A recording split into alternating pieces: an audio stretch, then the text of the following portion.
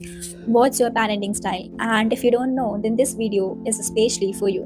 So basically, parenting style is a psychological strategies जो parents use करते हैं अपने बच्चे को रेस करने में. इसके दो डायमेंशन होता है, एक होता है रिस्पॉन्सिवनेस और दूसरा होता है demandingness. So let's understand it एक के बाद एक. तो जो हमारा पहला पेरेंटिंग स्टाइल है वो है अथॉरिटेटिव पेरेंटिंग स्टाइल. तो इस पेरेंटिंग स्टाइल में जो पेरेंट्स होते हैं वो काफ़ी अच्छे से बैलेंस कर पाते हैं अपने स्ट्रक्चर में और अफेक्शन में. ऐसे जो पेरेंट्स होते हैं वो बाउंड्री सेट कर देते हैं about rules, regulation and expectation. At the same time they are responsive and nurturing. ऐसे पेरेंट्स जो होते हैं वो independence, open communication and reason को सपोर्ट करते हैं with the children. They value their emotion and their expectations as well.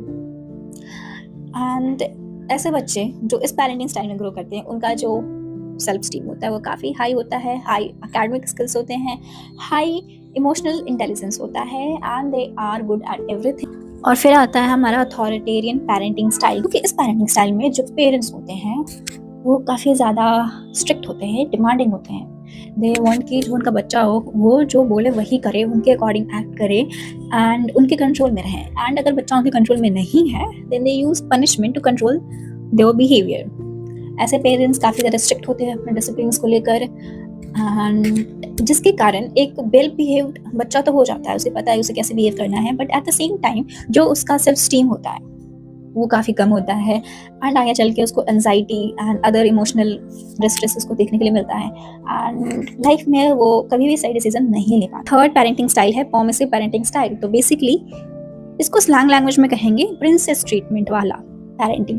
तो basically इस पेरेंटिंग स्टाइल में होता ये है कि जो पेरेंट्स होते हैं वो काफ़ी ज़्यादा कम्युनिकेटिव होते हैं, नर्चरिंग होते हैं, अफेक्शन शो करते हैं and no discipline, no rules, nothing. So they are very communicative with their children and बस they show very low rules and discipline.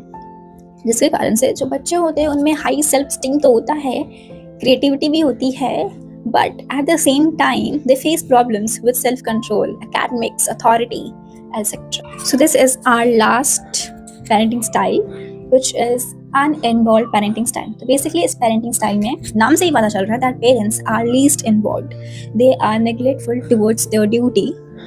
तो बेसिकली इस parenting style में जो parents होते हैं they show less responsiveness and low engagement, जिसके कारण से जो बच्चों को गाइडेंस मिलना चाहिए, जो इमोशनल सपोर्ट मिलना चाहिए वो नहीं मिल पाता है. इस पेरेंटिंग स्टाइल के कारण बच्चे इंडिपेंडेंट तो हो जाते हैं, they feel independent, but at the same time they face problems regarding emotional support. Low self esteem होता है एंड लैक ऑफ गाइडेंस के कारण they can feel insecure in the future.